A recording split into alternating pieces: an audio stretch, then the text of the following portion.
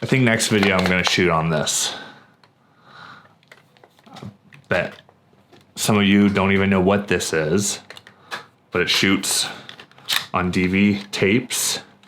And yeah, like I actually really do want to shoot some kind of video on this. I don't know what, but I think it would be kind of badass, so.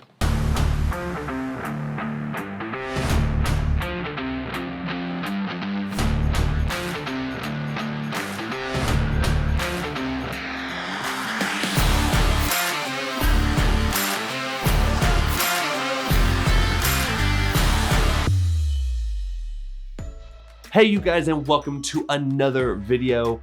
Yeah, I know it's been a minute between this video and the last video. Needless to say, I'm working on it. This is something that I'm hoping to change very soon. I've been working in the background of all of that video downtime. I have a lot of cool ideas, a lot of collaborations I've been working on, a lot of just experimental ideas. It's coming soon. It's just been kind of a background thing that I've been working on.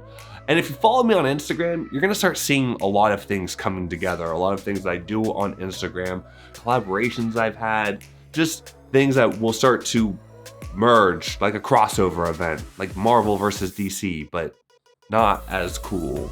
But let's move into the main topic of this video. And if you can't tell, I'm a little sick. I came down with something. Travel tip: whenever you get on an airplane, bring a can of Lysol and just sanitize everything.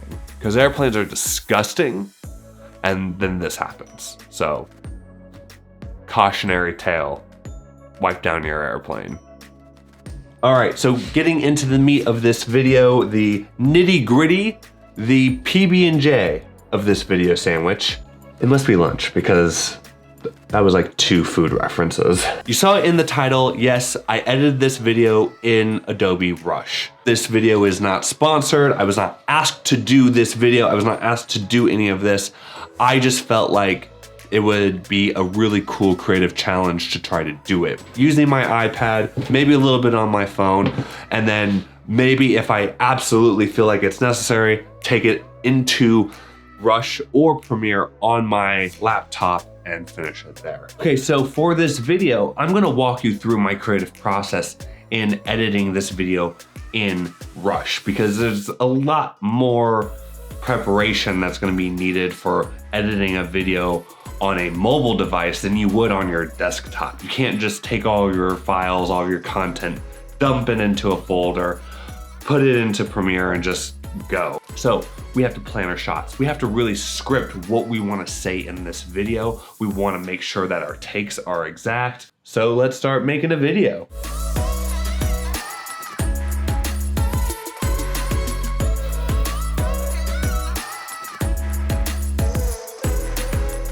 So since I'm editing this in Adobe Rush, I figured it would make sense to shoot this at Adobe Max, since that's where they unveiled this product last year. It seemed like it would make sense. And if you don't know what Adobe Rush is, it's Adobe's mobile platform, which is basically like Premiere, which I use for all of my major video editing, but Rush is just a simplified, kind of more basic video editing app for your mobile and iPad, so that you can do short clip editing, all kinds of like little social media videos, but this is my first time actually trying to edit an entire vlog on it. So first things first is planning. In my time vlogging and making videos for YouTube, I've learned that pre-production is just as valuable here in the YouTube landscape as it is in film and television. I don't always script my full video. Sometimes I just create a basic outline, but anything I can do that gives me a basic blueprint of what my video should look and sound like helps me a lot down the road when putting it all together. Next is music. Planning your music is kind of part of the pre-production process, but it's so important I wanted to touch on it independently. When I'm planning my video, I want to make sure that I have an idea of what is the pace, what's the beat, what's the tone, what's the emotional impact. And music for me heavily dictates a lot of that. When I'm planning my video and making my outline, I'm going through Epidemic Sound, which is what I use for all my music needs. I find the tracks that I think are gonna work best for this video. So because we're doing this on mostly an iPad, I will say trying to download your tracks from Epidemic onto your iPad is kind of a pain. Make sure you're using the Safari browser. You have to also be able to download to a Dropbox or cloud service. So make sure you have that on your iPad so that that's just all seamless and easy to go. So what I did is I downloaded my tracks onto my Dropbox, and I can access my Dropbox files from Premiere Rush, which is really nice and really handy. It's nice to have other places to pull from. So there's that. And now's the part where we get into shooting our assets. I'm not gonna go into a whole lot of detail about how to shoot events or storytelling or anything like that. If you want a more detailed video on storytelling through B-roll and event video making, let me know in the comments below. But let's go check out the rest of this event.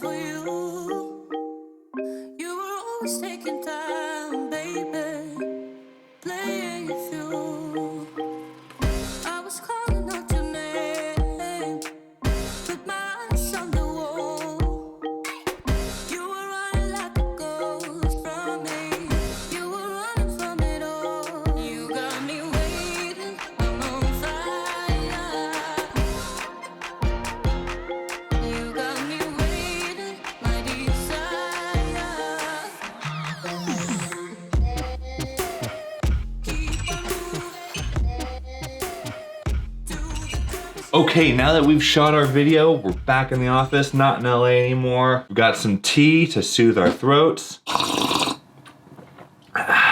We can jump into Rush. So the cool thing about Rush is that you can edit footage from your iPhone, your iPad, or I can even transfer footage from my DSLR into my iPad, into Rush, which is really, really useful. Since I'm shooting this video mostly on my DSLR and my iPhone, there are a few different ways that I can get this footage onto my iPad. For all of my iPhone footage, it's super straightforward. All I have to do is go into my iPhone, go into my albums, find the clips that I want, airdrop them straight to my iPad, and done.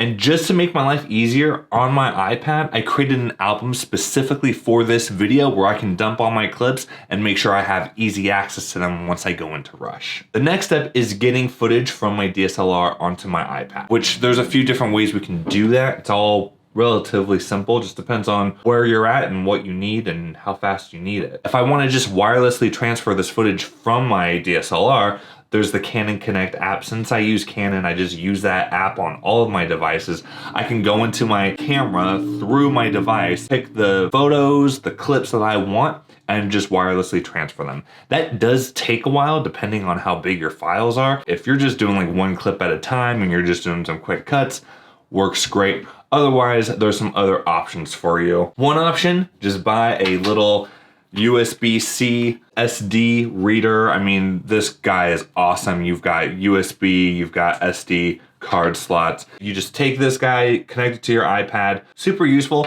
But since I'm back in the office, I need to back up this footage anyway. I can just take that SD card, back it up on one of my external hard drives, and airdrop that footage from my laptop to my iPad. Like I said, there's a few different ways. Just depends on your workflow, what works best for you, and what makes the most sense. Or if you're back at the office, might as well just do it that way. That way you're backing it up and you're transferring your footage all at the same time. This is a great option. I highly recommend this. And now we can actually edit. We're gonna go into Premiere Pro and actually open up a project file. I'm gonna show you kind of some basics and how I got started. So when we open up Rush, you can see I've already started my edit. We have my talking points, some music, B-roll, the works. The nice thing is that we have the ability to stack our video just like we do in Premiere Pro. So I can start with some talking head footage, but throw some B-roll on top and keep my head hidden if I want. But you do wanna make sure that you're editing in order, and I'll talk about that a little bit later, but your timeline can get really confusing if you try to edit out of sequence. So when I start a new edit by bringing in new footage, I want to make sure I go into that album that I made for this video and select the clips in the order that I want them, which is why it's good to shoot in order if you can. Once I have those clips, I can go into my Dropbox, select my music, add them all together, throw them on my timeline, and start. Now, just so that you know what Rush can do, I'm going to show you some basics. Starting in the top left-hand corner, we have our home button. That takes us back to where we can choose our projects. You can start a new project from there or pick an existing project. You can also delete your projects from the cloud or from your device. It just depends on your needs and if you're never going to use that video again, whatever. But that's where you can get to all of that. Underneath that, we have a little blue plus button, and this is where you can add new content to your timeline. We can capture new video or photos from within Rush's own camera app.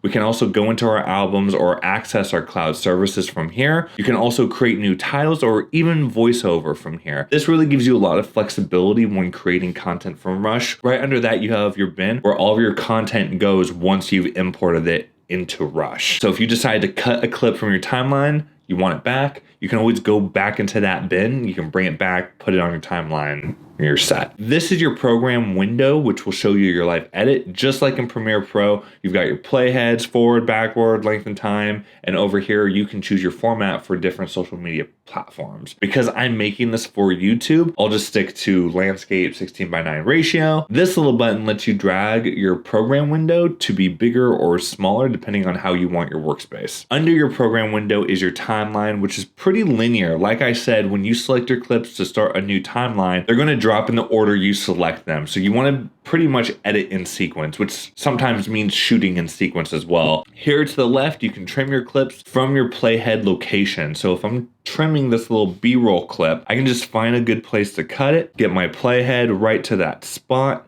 hit this little scissor button, and there we have a split clip. Then I can select this extra clip, delete, and we have a cut. Here I can duplicate a selected clip, which really comes in handy for just quick editing, quick techniques, anything like that where you need to duplicate any kind of clip for whatever reason. It's just nice to have that quick accessibility to that button. And then this little trash bin for deleting selected clips as well. Underneath that, you can multi-select multiple clips. You can delete those as well. As you can see, we can tell that my video clips have audio associated, but we don't see the audio separated the way we would in Premiere Pro. But we can fix that with this little button here to see all of our extra audio, and we can hide it to keep it nice and tidy. Then to top it off, to really give us that Premiere Pro timeline feel, we can hit this guy and we can see our timeline the way Premiere Pro would show us our timeline. We can lock layers, hide layers, mute them, and it just gives us a more advanced timeline, which for a longer vlog will definitely come in handy. And then down here, we can use this little guy, like I said, to choose clips at the same time. If you want to delete them, move them, whatever. That's just a nice little shortcut if you need to mess with multiple clips. You've got that button. Now we move over to the right-hand side, starting at the top with our undo redo button. We have a feedback button, which I highly encourage you to use when getting started on Premiere Rush. It's definitely still very new and needs the feedback. Under that, we have our little title graphics button. Here you can choose from a massive library of motion graphic templates for titles, text, whatever you really need, which is really useful and nice for quick social content, basic motion titles, and just like I said, whatever you need. I think you can even create your own templates in After Effects and import them, which is really cool. So for example, you can choose from any of the templates that Adobe offers and put them in your main library for quick access, and then edit them however you need, place them on your timeline, and you're done. So this really gives you a powerful way to elevate your content without spending a ton of time designing content from scratch. Change the colors, change the font, whatever you need, and you're done. Next, you have your basic video transitions: crossfade, dip to black, and dip to white.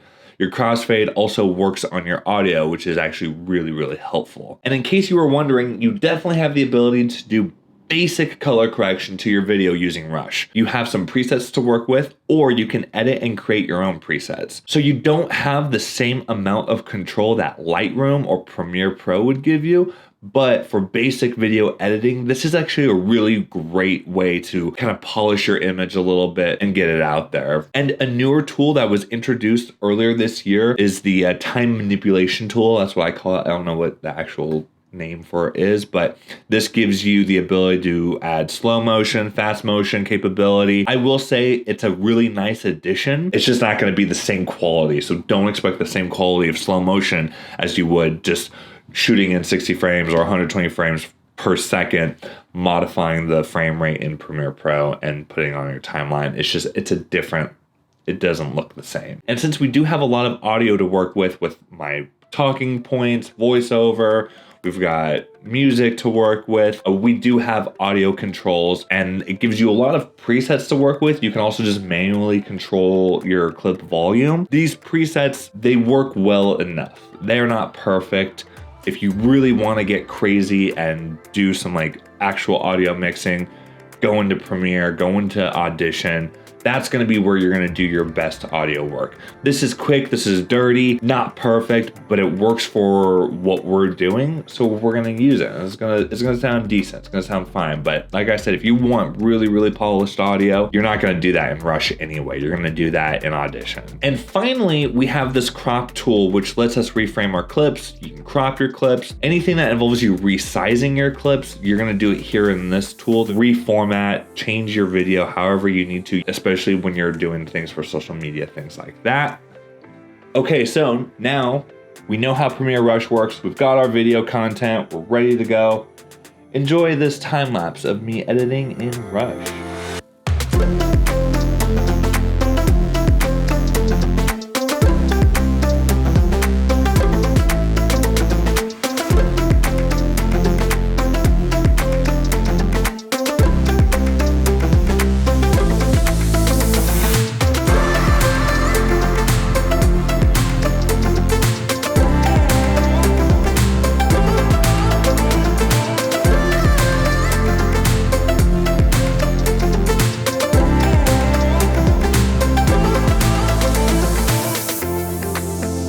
Okay guys, well that's the video for you. I hope you liked it. Like I said, this whole vlog was edited in Premiere Rush, really just to see if I could do it. But I hope by doing it, other video creators could see it and get an idea if and how Rush can fit into their video creating process, whether it's as their main video editor or just to get their cut started before taking it into Premiere Pro. I think for me, I was just genuinely surprised at how robust Adobe Rush for the iPad really is. I mean, if you look at that timeline, that is a robust timeline with a lot of things happening on it, from my talking head to my B-roll to all of the screenshots happening on there and my graphics. I mean, that's a lot of things happening. There were definitely some limitations that I didn't like on my iPad, just from like techniques to little functionality issues that I would like to see fixed in the future. But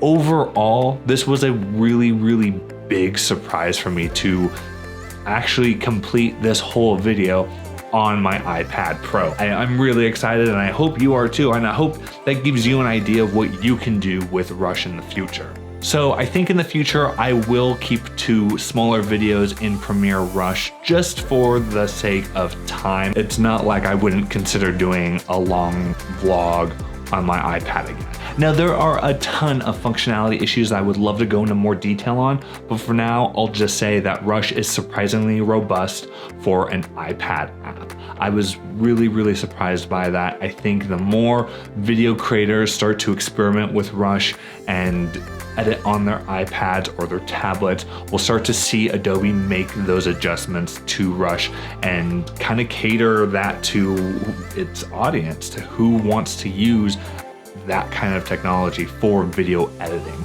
So that's really exciting, and I think if you are interested in editing in Rush, do it. Start playing around, figure out what works for you, and then use that feedback button and give Adobe feedback on what you'd like to see incorporated into the next update. Other than that, I'm hoping you enjoyed this video. Let me know in the comments below what you thought of this whole video and what you thought of me editing in Rush. Let me know if there are any other tutorials or reviews that you'd like to see next. And don't forget to hit that like button, subscribe, all of that stuff. Watch other videos. Until then, I'll see you in the next video. So long.